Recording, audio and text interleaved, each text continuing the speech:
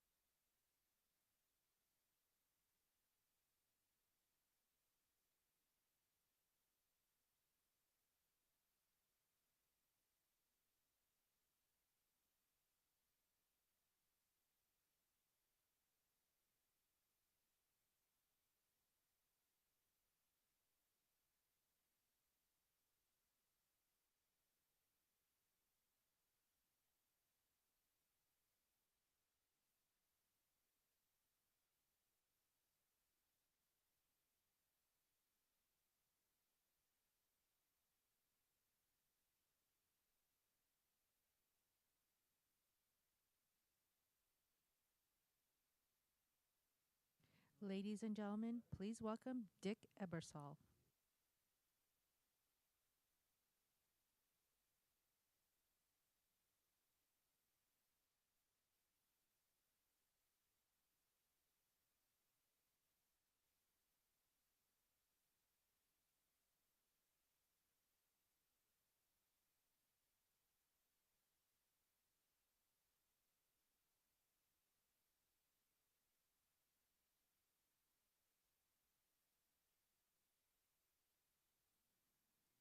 Good evening. Welcome to the Reagan Library. I'm Melissa Giller, the Chief Marketing Officer for the Ronald Reagan Presidential Foundation and Institute. Thank you for joining us this evening. Before we begin, will you please join me in honoring the men and women who defend our freedom around the world by standing and joining me in the Pledge of Allegiance.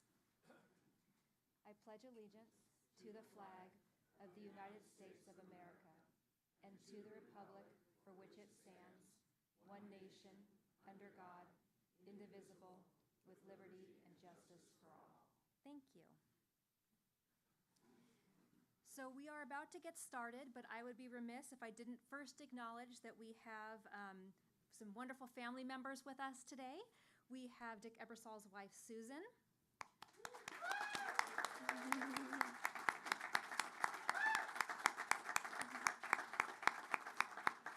And we have son Charlie and son Willie with his wife Lauren. So thank you all for being here with us today.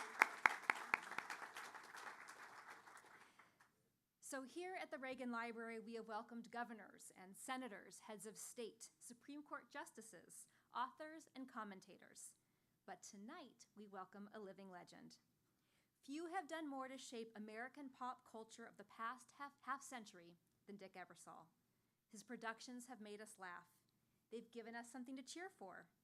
And depending on your football team, they might have made you cry. You probably know him best from the world of sports. The NBC executive who, through the years, has brought us the Olympics, the Super Bowl, the World Series, the NBA Finals. He set records for the most watched television events in U.S. history. And as the creator of Sunday Night Football, he gave us the #1 primetime show in America.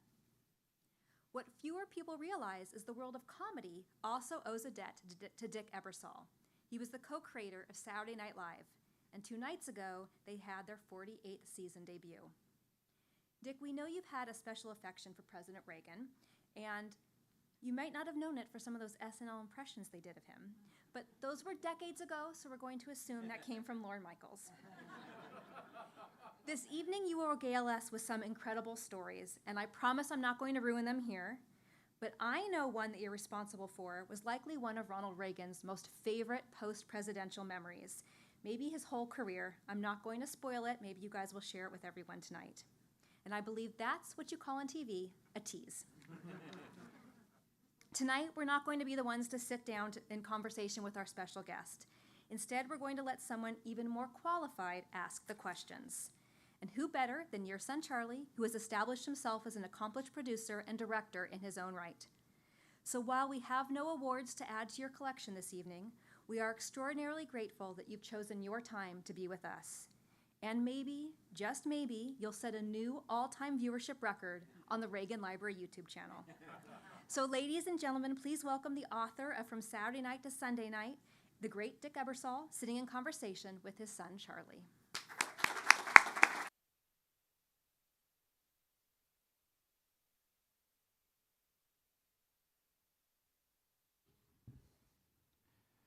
Well, thank you all for being here. We've been on a nearly 2.5-month-long book tour, and this is the last event. And this is, without exception, the event that my father has been the most excited about. And I'll let him tell you about his relationship with the former president, but this was a long time coming. And personally, I've never gotten the opportunity to interview my father before outside of the documentary I did a couple of years ago, and so this is a fun experience for me. So, Melissa, I have to tell you how much we appreciate everything you've done and how incredible the museum is. It's the library, rather. It's extraordinary. So I thought we'd start at the beginning. That seems like the easiest and low-hanging fruit, and then we'll work midway to your presidential story with President Reagan. A little bit of context, my dad was an exceptionally average basketball player. And Stretching it. And his father, recognizing the shortcomings, put his great negotiation skills to work in between his junior and senior years and convinced my father to go to France instead of playing for what would then become the state champion basketball team, largely because my father was not on the team.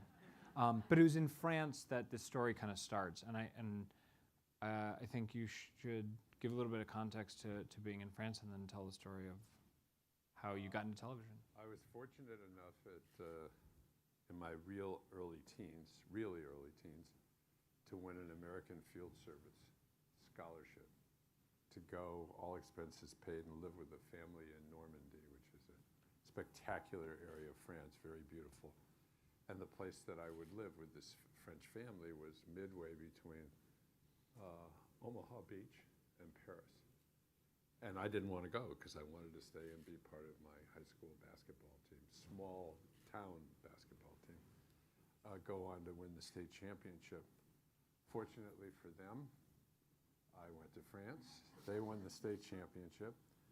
And I had this incredible opportunity living in France to learn French. I went to a car race called the Grand Prix of, not the Grand Prix of Monaco. 24 Hours of Le Mans. 24 Hours of Le Mans. And I was probably the only non-French person out of 600,000 or 700,000 people who was looking for the Wide World of Sports crew. Wide World of Sports had only been on the air a little less than a year, but I found them, and I got hired to go for coffee, go for ice cream, go for cigarettes, a real gopher job. And I did a good job of it, I guess, and when it was over, they said, hey, you know, we do a lot of events in the eastern United States. You could be a gopher on college football or Monday Night Football. You could do all these different things. And so I dropped out of Yale at the height of the Vietnam War. Fortunately, my parents were on the first extended vacation of their working lives, because if I'd been home, my father would have locked me up. He was not pleased to hear at the height of the war that I had done that. But when he caught up with me in Canada on a Wide World of Sports set some many weeks later, I was pretty convincing, telling him I knew what I wanted my life to be. I wanted to be a television sports producer. And he went along with it, and I had a wonderful, wonderful education, primarily from Ron Arledge, who was the head of ABC Sports, and one of the many, many lucky breaks of my career, he saw me as somebody who had great potential as a storyteller. My French didn't hurt because we were about to do so many events in France, including the Olympics a couple months hence. And my life just went from there. I did get to Yale, but I worked it out with the history department that I only had to go to class basically once a week and hand in a paper. In the meanwhile, I was traveling across the country. I was the PA on the NBA on NBC. NBC had the NBA rights. ABC had the rights at that point in time. And so, for example, I was going to Yale. I would, on Fridays or Thursdays late, travel all the way across the country, usually to be set up, because we would usually have a Laker game on the West Coast, or often maybe back in the East in Boston or New York. But all that went on, and I really had this incredible education before I knew it.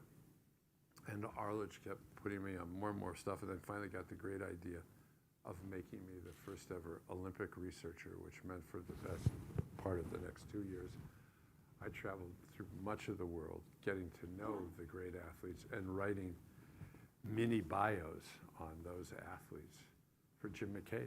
And Jim McKay was, out of all the sports television talent who ever has existed, he was a writer himself. I mean, a real writer. And he taught me how to edit myself. And that went, boom, and the next thing I knew, they offered me a full-time job, and I dropped out of Yale and didn't get drafted. And a blessed career in sports television began. So, to give some sense of how different professional sports were at this period, when you would go cover games, particularly in Boston, before the game, you had a producer who would take you out onto the court before the game would start, and you guys would play games of horse. Right. And it led to probably one of the great friendships of your life. Why don't you tell that story? I usually would be required by the producer. It was a man named Chet Forty. Is there anybody in this room who remembers who Chet Forty was? Would you put your hand up? Chet Forty was a rather short guy who some years before, when he'd been I guess a freshman in college, Columbia or someplace, had been voted the most valuable player in the country that year. He beat Wilt, who was at Kansas or someplace like that at the time. And he insisted on playing horse with Don Ohlmeyer, who was this great young producer at ABC, and me. And after about 10 minutes of a rather yelling and screaming kind of match from Chet and Don, I went up to take a jump shot and split my pants from the back to the front. And John Havlicek was off to the side 20 feet or something like that, and he said, "Dick, just go back by the locker room, knock on the door, and tell him to send Beth out." Beth was his wife. They're now both deceased. Wonderful couple. And she came out and got me and took me back and was engrossed in putting together a new seam for my pants. And as I exited the door, this voice went, "Ebersol, what are you doing in my locker room?" And I looked, and there was 6'10" of the glorious Bill Russell. And he was not happy. But that was the beginning of one of the most important relationships, friendships of my life. And he... Don't jump ahead, because I want to get to the next story in a different way. You're right. I've never heard these stories before, so I'm hearing them all for the first time with you guys. So sometime later, I am No. fired. Yeah, wait. We're going to get there. I promise we're going to get there. I got fired. Yes. 3 times by various television networks. Yeah. So one of the things that I find particularly interesting about your career is most people, when they talk about you, talk about co-creating Saturday Night Live and WWE and Saturday Night Main Event, which we're going to cover all of that. But one of the things that I find particularly interesting is the jobs that you had the wherewithal and confidence to turn down. Right. And one of them was actually 20 years before you actually took the job was during that period. You're in your mid-20s, and somebody gets it in their head that you're ready to take on a big job. And I think that's a great anecdote for you to tell. Well, there were 2 attempts by NBC to get me to leave ABC. And one was to come and become the head of sports at 24 years old. 24 years old. And I probably was egotistical enough to think I might have a chance to be okay as a creative producer. That's stretching things, but when I tell you the other reason, I really understood that I was not ready to negotiate billion-dollar deals. And that's what happens in a job like that, even more today than then. You can't be successful as a big-time sports television producer unless you have the rights to the events. And you can't get the rights to the events unless you convince your parent company. In this case, it was GE, and I was lucky the head of GE was a man named Jack Welch, who at that point in time was the most famous and successful businessman in America. He was the head of General Electric, which owned NBC. And I knew how to sell him on giving me the money to buy big-time events. Many Olympic Games I bought the rights to for billions of dollars. And he'd say, oh yeah, Dick, go ahead. Off I would go to China or someplace and negotiate these deals. But I also knew in my heart of hearts, at that stage, I got ahead of myself. That's what Charlie wanted to remind me of. I was not ready to do that at that point in time, and so I turned it down. It was one of 3 or 4 times in my life, young life, with getting these incredible opportunities that I would turn down because I just didn't think I was ready yet, and it paid out. So then you grow up, a full 2.5 years later, Yeah. and NBC comes back, and they say, we've got a different idea. And this time, for some reason, you decide you are ready. Well, they had this idea that had been put in their head. It wasn't so much an idea, it was a crossroads. Johnny Carson had told them he didn't want his repeats to air on Saturday nights anymore. He wanted his repeats just to air Monday through Friday, and they wanted him to have his repeats there. He was too smart for that. He said, no, I just want my repeats on Friday night, Friday. Which allowed him to leave Thursday afternoon and take a 3-day weekend every week. He was a very Johnny was very, very smart. Anyway. More tennis. So ultimately, they went a step further and offered me the opportunity to come up with the show to replace those weekend repeats. And that show turned out to be Saturday Night Live. And the first step in that was to find a creative producer, someone who really had a well-developed skill set, in particular as a writer.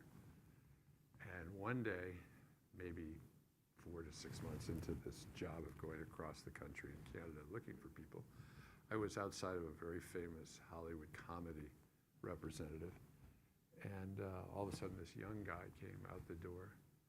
And I don't know why, I jumped up, introduced myself. He said, I'm Lorne Michaels, after I'd said I was Dick Ebersol. And we went across the street about a half hour later, had a cup of coffee. He said, why don't we have dinner? We had dinner. He picked me up in this racy Volkswagen convertible with a pretty girl in the back seat, who he never said who she was. A year later, I found out it was his wife. But anyway, we went and saw a comedy group in LA who were pretty good. And he said, well, let's go back to the Beverly Hills Hotel. There's a famous bar in that hotel called the Polo Lounge. And lo and behold, we go to the Polo Lounge, and we're standing in the doorway waiting to be seated when Lorne says, isn't that your old boss over there? And sure enough, across the room were Roone and his wife and Howard Cosell and his wife. And I left out the fact that when I left Roone, I did it in a very, very immature, gutless way. I put a note on his desk, and I was like, almost like a son to him, but I just didn't have the balls to tell him I was leaving. And so this was a month later or something like that. Now all of a sudden, there he is across the room. And Lorne says, well, let's go over and say hello. So we walked across the room, and Roone jumped up, grabbed my hand, pulled me in, and gave me this huge hug. And I knew I was fine, that he was not going to hold any grudges or anything like that. And he and Howard began to tell us about their show that was going to debut that fall, which was called Saturday Night Live with Howard Cosell, which was a takeoff on the old Ed Sullivan show, where Howard would be the one saying, there over there in the corner is the monkey, you know. And anyway, so they got on the air. I think 4 weeks before we did with their show, which was sort of a presentational variety show. They did it in the Ed Sullivan Theater, which was already had become the home of taping Kate and Allie, Susie's show. And Lorne and I began hunting around New York and met a lot of the various people who ended up being involved with the show. Lorne met Chevy standing in a movie line while he was on a week's vacation in California. Chevy wanted to really be a performer more than he wanted to be the head writer, which is what Lorne and I both wanted him to be. And we came out of a club one night down near the Village, driving rainstorm, and we're running down the middle of, I can never remember what street that happened to be coming uptown, but it was just, and all of a sudden Chevy got ahead of Lorne and me. And he did this ass over tea kettle thing, which was his preview for us of Chevy in the fall. And he went into this enormous pothole that he must have done a site survey beforehand. And Lorne looks at me and he says, we can't really hold it. You can't really hold this against a guy who wants a job being on the air more than being a writer. Can you, Dick? And I said, I guess not. And so we signed Chevy. He was the first big signee. And some 2 or 3 weeks later, when the show debuted, it began with Chevy falling down, which became a big thing. And when you really think back on it, I was thinking about it today, it's all this different stuff about presidents here, how unfair it really was to Gerald Ford, what Chevy did to him, because Ford was, no exaggeration, to that point, by far, the most athletically gifted president, ex-president of the United States we have ever had. But he had the unfortunate habit of tending to fall down a lot. And Chevy turned it into, like the fall of the week. Anyway, so the show just started really going like that, and Lorne just had such a fix on knowing how to write for cast members. And I was kind of the organizational guy at that stage, but all that early comedy brilliance was really more Chevy and Lorne than it was me. But through the years, Lorne did it for a bunch of years. I went out to California to run NBC's comedy department. And in the meantime, Lorne fell into a really, really kind of... Wait, hold on. Hold on. I want to tease this out for 1 second. Yeah. He just blew past. He became the head of comedy. He became the youngest executive in the history of television at 27 to run a network division, which was the comedy division. But it didn't last very long. Because NBC's entertainment head quickly became the head of the company. It was a guy named Fred Silverman. And we were just oil and water. I just didn't like Fred. Fred just didn't like Dick Ebersol. And I had this magical young kid who I'd hired to be my number 2. And this kid would become the best friend I've ever had in my entire life, but more importantly, I believe the most gifted television programmer, idea person in history, Brandon Tartikoff, who we lost so too early in his life due to multiple battles with cancer. But I mean, when you think of the number of television shows that he created, from Hill Street Blues to all of those many comedy series he would do with Gary Marshall and Seinfeld and so on. Friends. And Miami Vice. He Not a comedy. never, ever gave up on I trying guess to actually now kind of a comedy. convince me to come back into the fold to kind of do comedy stuff again. Well, hang on. So Yeah. Silverman fires you, except you have a contract Yeah, I have a guarantee. that they don't want to pay. And well, here's the thing: they have fired me, and they owe me, I don't know, $250,000, which was more money than I'd seen in my life to that point. Didn't want to pay it, so I had a glorious lawyer. He'd been Ruin's lawyer, and he told me just keep going to work. And I went to the Burbank lot, and they did not, in those early weeks, have the balls to tell me to stop coming. And so I kept going there and sitting there and going there and sitting there. And then finally one day, I'm in my office, and I don't have a desk or a chair. They were slowly taking away all of his All my stuff. furniture, his phones. My father's not big on taking hints. So I'm sitting on the floor of this office that wasn't really mine. When all of a sudden, into the room, watched this young man who was beginning one of the most glorious careers that anybody's ever had in Hollywood. And for whatever reason, we had started to become friends, and that was Ronnie Howard. And he sat down, and a few minutes later, the guy who ran the West Coast for NBC at that point came into the room and said, "Hey, Ronnie, can you come out and talk to me for a minute?" And Ronnie looked at him and said, No, I think I'll stay here. Well, they weren't going to say anything rough to him. At that point, his career was already going like that. So after a while, the same guy came back in and said, "We'd like you to call your lawyer." So I called my lawyer, and he said, "NBC's prepared to give you," I don't even remember half the time. Whatever you want. I think it was $200,000.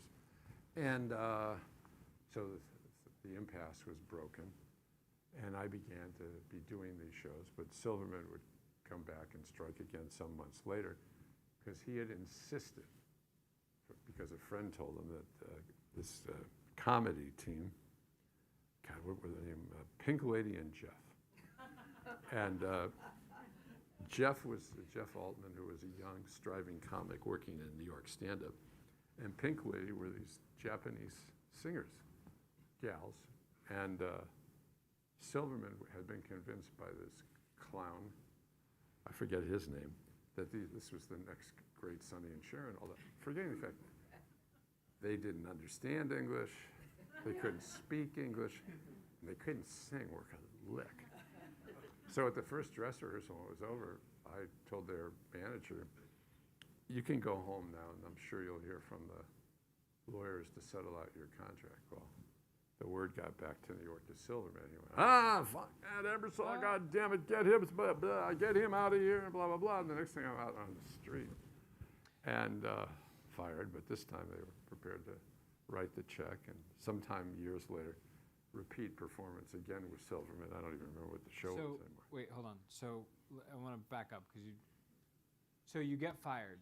You're not supposed to point out to the boss that his pet project is moronic, stupid, and going nowhere. Anyway.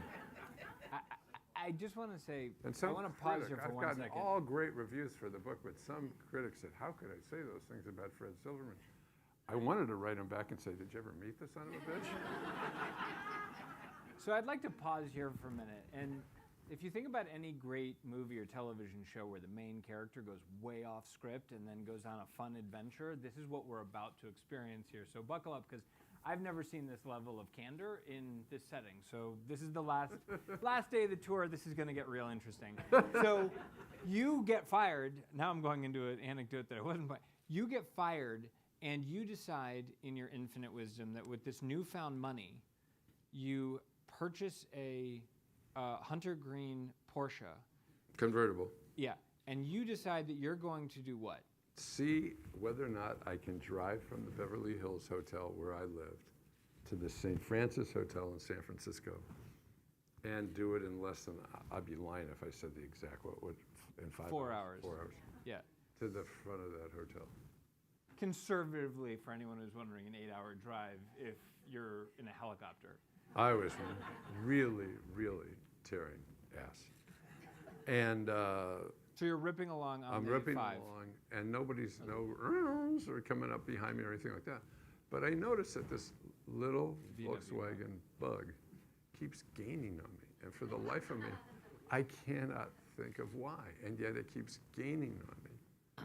And all of a sudden, I get this, I can't impersonate a Volkswagen horn, but imagine, and I look over and this big smile, the most gorgeous smile you've ever known.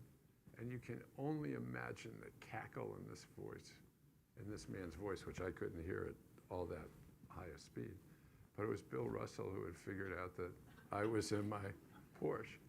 So he was motioning to me, and we pull over to the side of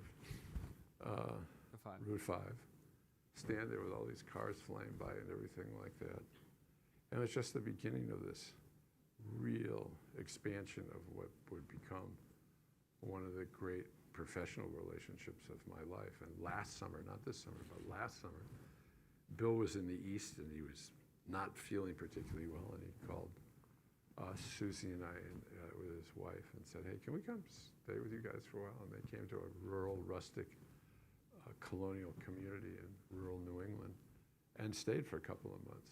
And God, it was so special. And then we saw some more of him in the last months, but we went to his funeral, 2 months ago now? About right? Yeah. Bill had taken the engine out of Volkswagen, which owned Porsche, and had put a Porsche engine in the VW Bug. And he had just picked it up in LA 8 hours before. And he had removed the front seats so that he could fit in a VW Bug and put them And in you the couldn't back. see who was in And it. he too was attempting to break this mythical, impossible record at the same time. So Wait. So I think there's some people here who would like to hear Susan. So she gives unbelievable birthday parties. She just gave one a couple of nights ago for me.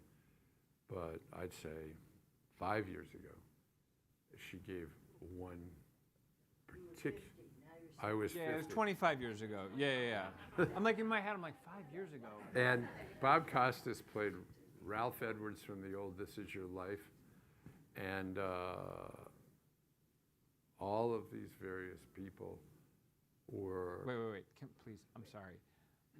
Because you're going to go into two anecdotes that you have to tell properly, and in the context of the story. My mom is phenomenal, and I owe her a lot. I'd say life. I had something to do with it. Yeah. You were allegedly involved. Backing up for a second, because 1981, you've independent producing, et cetera, and you get a call from Brandon, and he asks you to come back and do SNL, and you talk to Lorne, and Lorne says, yeah, I think it's a good idea. And you say, okay, but I want to see what's in the tank. Because, from 80 to 81, they'd had a different producer because Lorne had done 5 years, and it had a very challenging run. Except for Eddie. Okay, so that was the punchline. So you go to NBC, and you arrange for a closed circuit broadcast of what they're doing, rehearsals. And so I got to see, over the space of 2 weekends, a ton of Eddie Murphy. And what I really wanted to learn, not only in Eddie's case, but Piscopo and one other person, how good were they really, or how bad were the writers writing? And you can't really tell that if you're not there. So anyway, I quickly, what? They mic'd you to look at me. Okay. I'm only a professor. Yeah. Well. So, in any... Just for the people in the back. Okay, help me, I'm lost. Where am I? So you're sitting in the back room and you're watching a closed circuit of it. I fall in love with this kid, and I realize there's really something here. Not just his skill set, but properly produced. I can do 3 sketches in the first half hour of every show, and probably 3 more in the next half hour. And that will take the ratings like this, because the show is just terrible all the time. But if I put all the very best stuff with Eddie, who I now completely believed in and realized he could improv with people, and we'd have so much good stuff. And did that. The show came back on the air, did great ratings for quite some period of time. And then Brandon started, as it says in the book, he conjured up another miracle for Dick, and that was he convinced me to take the job running NBC Sports. Yes, hang on. You're skipping over a couple of real important things. What? Really important. What? So you produce 1 episode, and then because God is good, there's a writer's strike. That's never been That's before true. in California. And you go away and you come back and you do 1 episode. You do 2 episodes of the show, and in the 3rd episode back, the way SNL works is they do the live show Saturday night, thus the name, and then Sunday night, the new host for that week comes, and the executive producer of the show meets the new host and says, "Hi, how are you? It's going to be a nightmare week, but it'll be fun. Don't worry about it." And that's the introduction. And you go to the Berkshire Hotel in New York City, and you knock on the door, and The love of my life is on the other side, and she opens the door, and she's as beautiful as you all probably dream that she is and always has been, and that's Susie. And We've been married 42 years. And 42 days after you knock on that door, We're married. yeah.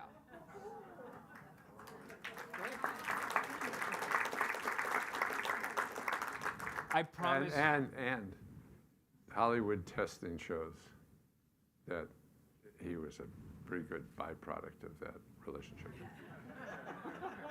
as was brother number 2, son number 2, Willie, who is a gifted writer, among other things. Willie does all of the work, and then I take all of the credit. It's a balancing act that I've come to feel is perfect.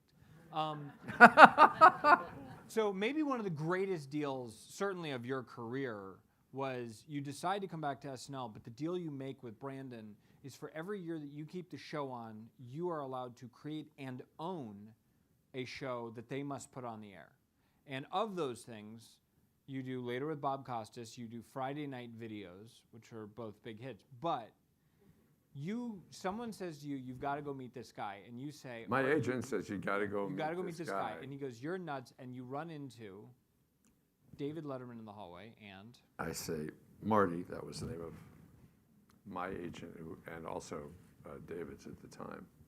I said, you won't believe what idiocy that Marty's trying to sell me on. And he's trying to sell me on going into business with Vince McMahon. I met Vince McMahon within a week. It was love at first sight. I was crazy about the guy. I still am. I think he's unbelievably talented, and he's as honest as anybody I've ever been in business with. We never had a legal document between us. I remember one day going out to the mailbox in rural Connecticut, pulled out an envelope, and in the envelope was a check for $136,000. So I called Vince's wife and said, somebody here is screwed up. Must be you or Vince, because I got a check for $136,000 that says hats and shirts, T-shirts. I said, what the hell is that all about? We don't have any deal for that stuff. We're partners. Anything we ever get, we split down the middle.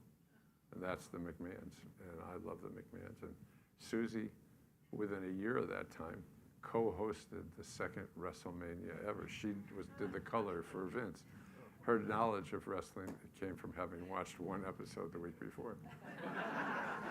Most of the issues, at least the issues that Willie and I talk to our therapists about, have a lot to do with Hulk having provided babysitting services for a 4 or 5 year period in the 80s that explains a lot of issues that we have. So during this period, anecdotally, I'll tell you this story. Dad is doing SNL, Saturday night's main event on with the WWE, Friday night videos, and my mom is doing Kate and Alley. And for anyone who knows New York City at all, Kate and Alley is in the Ed Sullivan Theater, which is where David Letterman now does his show, and SNL is at 30 Rock, which are about 6 blocks apart. And so my dad would work at night, and my mom would work during the day. And so during the day, I'd be with my dad, and then he would drop me off at the Ed Sullivan Theater, where my mom would be doing her show, and he would go over to SNL, and then we'd go and have dinner at SNL and go home. And it went on this sort of like loop. And come to the end of the 80s, my mom having now had my 2 siblings, which naturally after I had arrived, it was like, can we do this multiple times? Can this lightning continue to strike? But my mom decides to retire, and you decide that you, at minimum, are going to take a year off. Right. And you're going to go live in the mountains of Colorado. Telluride, Colorado. My father, the lumberjack, would have been an exciting chapter of the book, to say the least. But you get another phone call from Brandon. Yeah. And he wants me to come back and take over Saturday Night Live. No. Not You that already one. did that. Oh, I did? Okay. No, now he wants you to run NBC Sports, which Oh, he wants me to come back and run. 17 years earlier you'd turned down. Would I have and turned now down? it's 1989, and you decide what the hell. I'll take it this time. So you take over NBC, and the first week on the job, I take David Stern to breakfast. there you go. And I felt at the time, I don't know, I saw a producer who worked with us and for me at NBC earlier downstairs. I don't know if he's still in the room, but he can tell you that CBS at that particular moment in their life had their heads so much up the dark side. They had the rights to the NBA, and they put the finals on at midnight. And I took David Stern to breakfast. I said, no more finals at midnight. In fact, I'm going to find a way to put you on prime time every week during the basketball season. And so that's why the NBA starting all of a sudden went from being on in the middle of the night on CBS to on NBC. The last game of the weekend would start at like 6 on Sunday and go till 9 o'clock on Sunday night. Now suddenly their ratings were in the top 5 or 6 shows of the week, and the guy at CBS was on his way into unemployment, which he well deserved. So his name, by the way, was Neil Pilson, and he really was a moron. And by the way, I say that anywhere and everywhere, so don't worry. You don't have to write him a note. He knows I think he's a putz.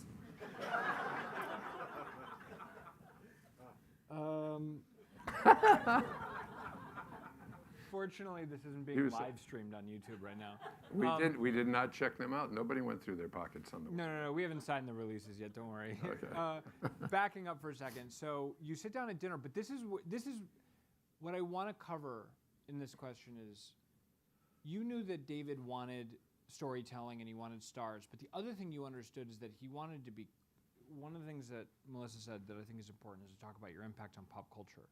And prior to your meeting with David, you went to DC and you made a discovery that really altered the shape of the NBA in ways that people didn't fully appreciate. And I want you to tell a little bit about that story, because I think that starts to speak to how you thought about deal structure that nobody else was thinking about. Well, one of the things I really wanted to emphasize to David was that I really had a way with being able to produce programming that was appropriate for kids. And I knew that no network sports department was necessarily going to get a free pass from the FCC on putting NBA programming on Saturday mornings. So I went down and met with the main officers of the FCC at the time, and I said, this is how I want to do the show. This is how we will concentrate on areas of education. You can put people there to work with us, so you can be happy with that. And at the same time, the NBA will be able to exhibit their young stars, not just in primetime games and stuff like that, but this is stuff that kids can watch on Saturday morning. They said yes, and when I told that to David Stern, he looked at me. He could not believe that anybody could pull that off. But I'd done it because I really went down there and did it myself. I put myself in front of them, which I think is one of the main things in a successful business career of any kind, forget sports or movies or anything. You gotta be there. You've gotta put yourself in front of people, and you've gotta really work to develop what you wanna say to give these people some sense of buy-in from the beginning, that they're gonna have somebody who really is gonna work his ass off or her ass off for them. And I ended up with the most important relationship that NBC Sports had in ages other than the NFL. And I would say even today, and Adam Silver, who is David's deputy, he's been the commissioner now for at least, 10, 12 years, right? Yeah. He says that that's all, what I say is all true, that really made it possible for the Shaquilles and the Charleses and all these people who were already glorious players, but they weren't being seen that much. And the players bought in from the beginning. I mean, Michael, Jordan, still to drop of a hat, will talk about how I got all of them to buy in and be part of the way of selling that league, besides their games, but their availability to go out and do things with kids, all of which they were great at. And it became this thing that the people who worked for me and the people who worked for David, about 40 strong, would have lunch for several hours, I'd say probably 4 or 5, every Thursday in either his offices or mine. And we'd go through item by item what we hope to put in front of the American public. as the priorities we wanted them to know about the NBA and its players. And really, in less than 6 months, we had turned around that whole image, which at that point in time, they're all drug addicts and all that stuff, which couldn't have been further from the truth. Were there some? Yeah, there probably were, but not all these guys. Some of these guys are, I'd go anywhere for Shaquille O'Neal. I think he's an unbelievable human being. I feel the same way about Charles Barkley, and so do you. You have a particularly close relationship with him. But again, you got to go do all this stuff, and I did it.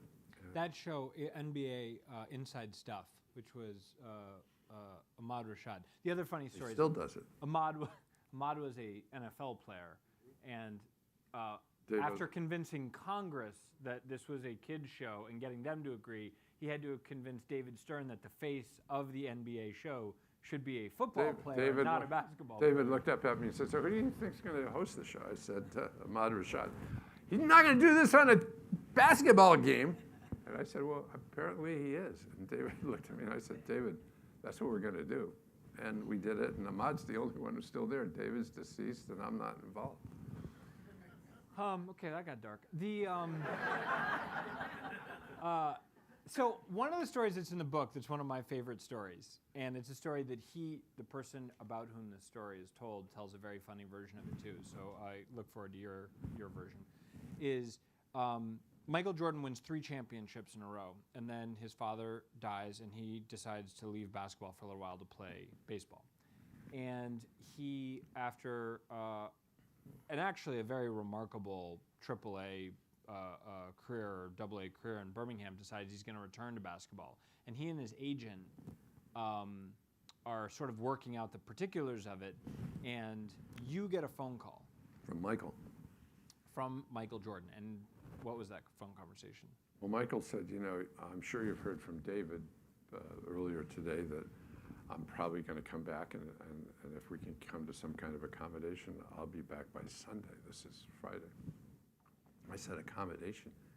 He said, yeah, well, by my figuring, you owe me blah, blah, blah, tens and tens and tens of millions of dollars. And I said, like hell I do. You left me high and dry. I'd made this deal with Stern for years out. We were paying a lot of people to do these games, and you weren't coming to play, and our ratings were in a tumble.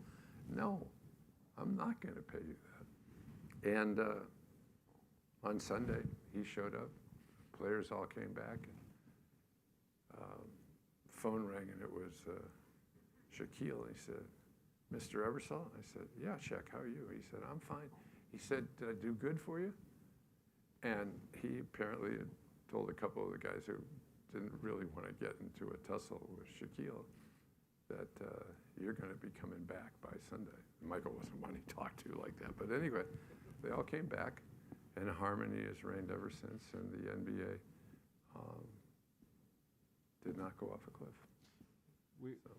Among the many weird stories, Willie tells a very funny story about how growing up, my dad would produce games from our house. So he would come home on the weekend, and he had the equivalent of the red phone. Well, probably not the equivalent, as no nuclear weapons were on either end of it, but what we call a ring-down phone, a phone that would go directly to the producer or to the talent that was doing the game.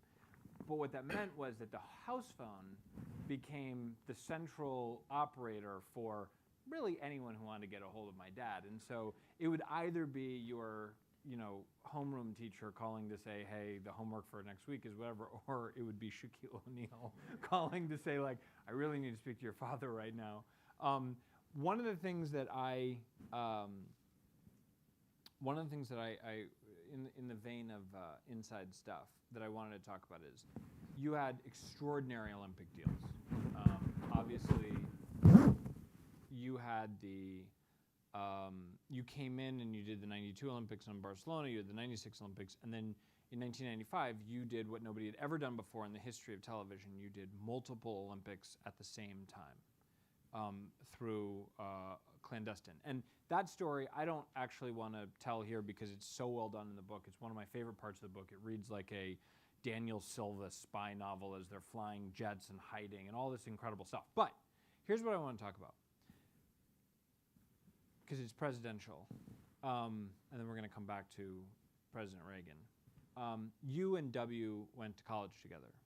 And when you were getting ready to do the Beijing Olympics, China, this will shock everyone, China and the United States were not getting along as well as one might hope. And you were going over for a very important meeting. And I'll let you take it over from there. And the mayor, the mayor of Beijing at the time was someone that no American official had met yet, Xi Jinping. No, premier of China. No, he became the premier of China, but he was the mayor of Beijing at the time? No? No. Okay, well. So off You I do the went, diplomatic and the work. new ambassador had not been able to even get a meeting with Xi Jinping. But since the Olympics were the most important thing the Chinese had in their arsenal, they hoped, they wanted those Olympics, and it turned out that they completely succeeded. They wanted those Olympics to really give them an opportunity to be reintroduced back into the world community, which they had not been a part of for a long time. And they wanted the games to be the way to show a friendly Chinese face to the world population. So when I said I wanted to see Xi Jinping, the meeting came together in like half an hour or something like that. And there I was meeting the head of China.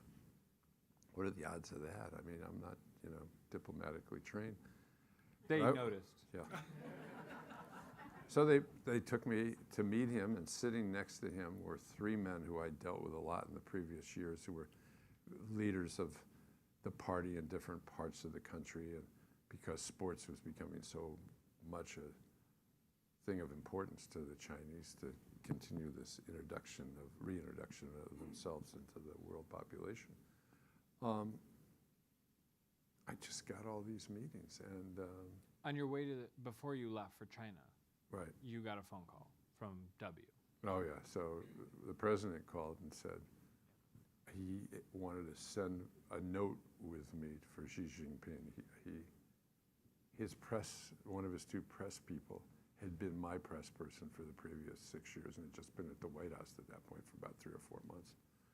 And he had told the president what was going on, and the president always, whether it was hearing from this guy who now worked for me then, or a television columnist of sports for USA Today named Rudy Martzke. And the president would always say to me, I keep up on you by reading Rudy Martzke. And I said, I always thought my Yale education was better than yours. What the hell are you listening to that guy for? But in any case, lo and behold, I got this meeting with Xi Jinping, and everything was worked out, and the schedule was laid out the way I wanted it to, and things like the road race through the city, which is always the way you introduce the Olympics to an American television audience. You use the bike race the first Saturday of the games to show off the inner city and so on. And they had said all the way along they were never going to let us take the bike race and TV cameras through the Forbidden City. Like that, we were going through the Forbidden City, baby. And you handed him the letter. yeah. And in the letter, it was W telling him. Yeah. I was telling him that I was the guy. And that he was going to come. Oh, and that yes, indeed, you're absolutely right. I buried that. That he had told Xi Jinping sometime before that he was going to come to the games, but since the relationship had gotten a little raw again over some political problems that were happening in Western China, he assured him that no matter what he read Mrs. Pelosi was saying on the West Coast or anything like that, don't listen to any of that, I'm coming. And he did come, and there he was in the box for the first night of the opening ceremony. And by the next weekend, he was hanging out with Costas in the TV studio and everything else. And ratings records that I don't think will ever be broken for an Olympics coming from China on American television in daytime. I don't see that record being broken. There are many, many stories that I would like to cover, and we're about to reach the end of the hour, and I want to. There's a couple of stories I still want you to get to, but you have an extraordinary collection of letters from sitting presidents. When we were in our plane crash together, W wrote an extraordinary letter, a handwritten letter about the crash, and you have a very funny letter from President Ford after he came and did a segment in the first season of SNL, et cetera. But the only one of the letters that you have framed in the house is from President Reagan. Yeah. And it's from a very special moment from after his term in office. And it's Melissa teased, so we have to hit by contract law.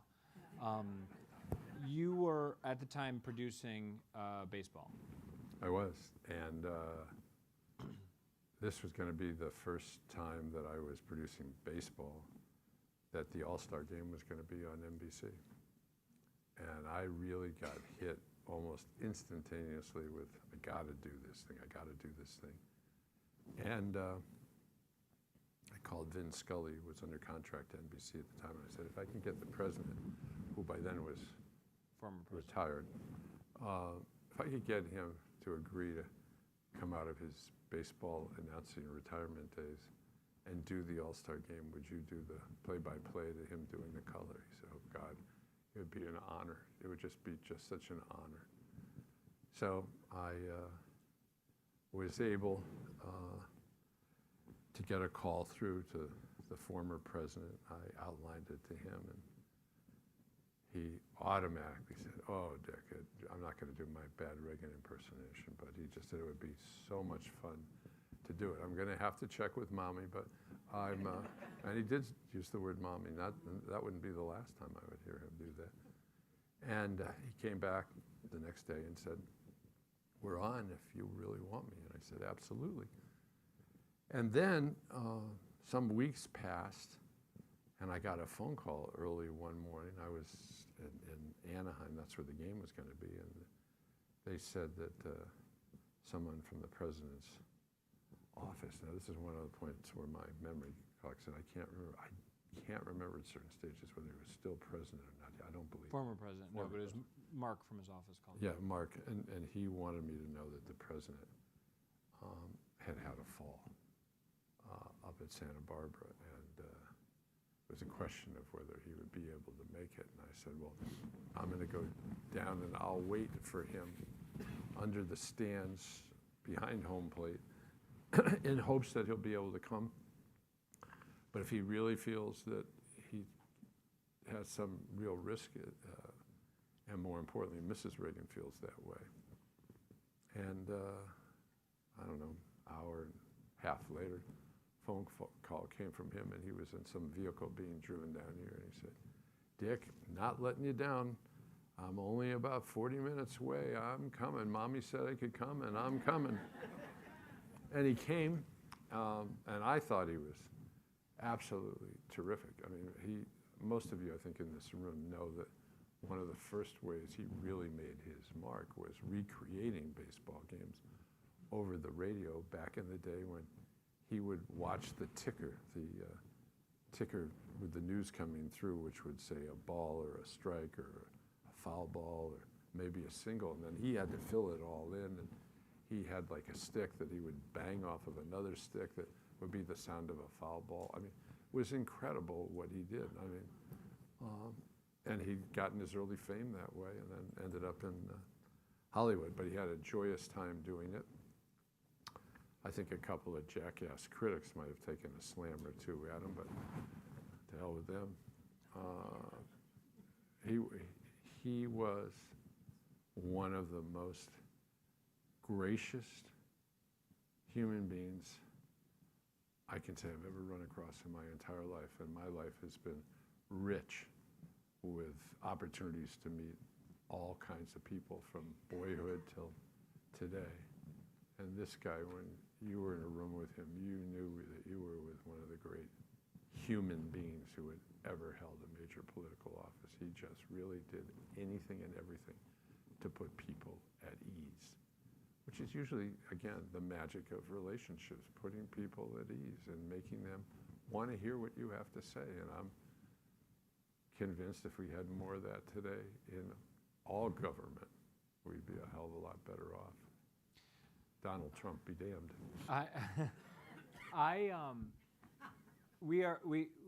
We'd be remiss if we didn't really play the hits, given that this is the last event of the book tour. Yeah. My favorite stat about my dad is that when he retired, 8 of the 10 most watched events in the history of the world had been produced by my father. And there is no moment in my father's career that is more indelible, more important, probably more affecting on the American population than during the 1996 Olympics in Atlanta. And I think you should finish with that story. Okay. It's the favorite moment of my entire career. Not Saturday Night Live, not countless other. Second favorite moment of his career. The first is when he knocked on that door at the Berkshire Hotel. The door opened and there was Susan St. James. Oh, good. The So I can second go home greatest moment was tonight. like, sorry, go ahead. Anyway, I asked the people with the Atlanta Olympic Organizing Committee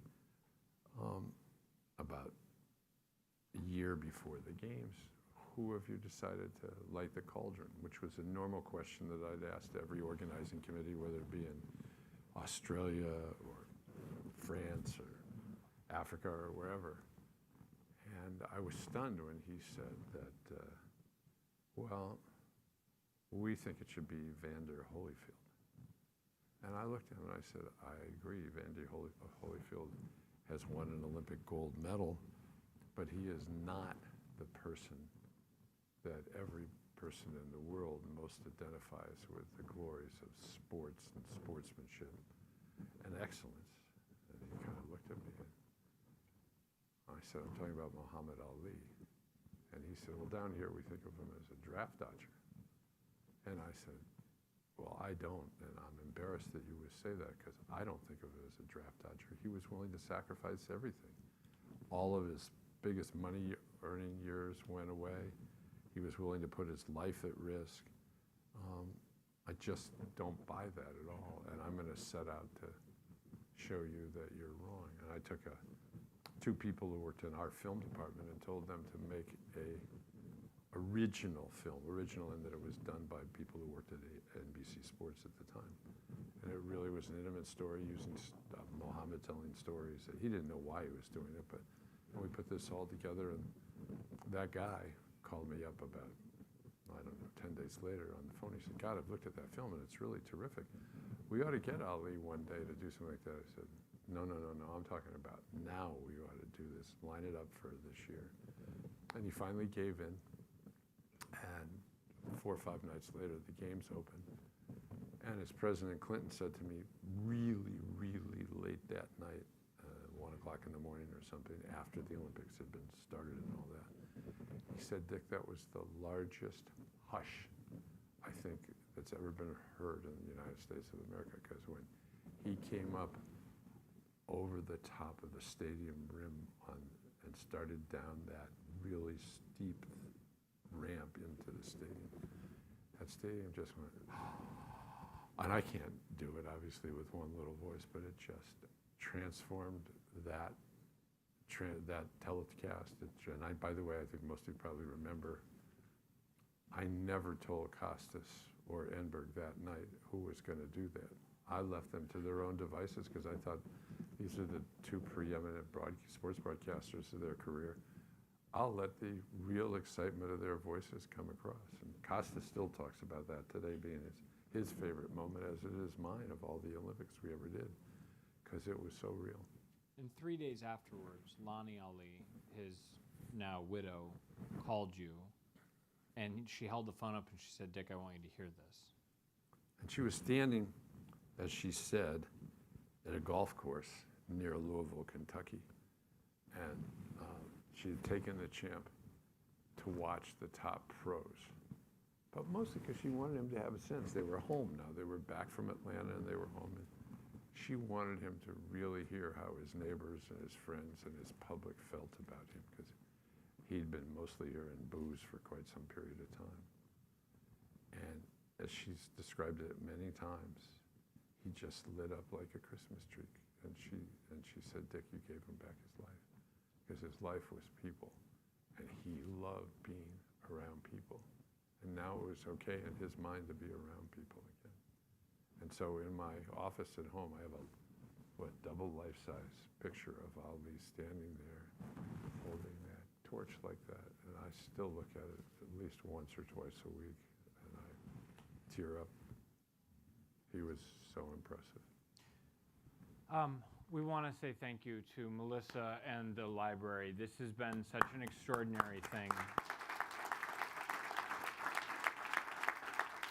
You'll, a little inside, there's about 50 or 60 photos in the middle of the book, if you have a copy of it. But one of the photos, which is a particular favorite of my father's collection, is my dad and Richard Pryor laying on the lawn of the White House during the Reagan administration, smoking cigarettes and making jokes with the White House in the background. Right, that's right. That afternoon, Ronald Reagan, Melissa pointed this out. It's rarely talked about, and my dad just mentioned it, about going across the aisle. The Reagans and the Kennedys were very close, and President Reagan was giving Eunice Shriver the Presidential Medal of Freedom for her work in creating the Special Olympics. And it is that type of cross the aisle that was defining, I think, of this presidency. Anyway, not the point of this. I wanted to say thank you to all of you for taking the time and doing this. This is a night that we've been waiting a very long time to do, and we're very grateful. So have a wonderful night, drive safely home, and thank you for taking the time to be here. Ladies and gentlemen, please remain seated as our special guest and party exits the building.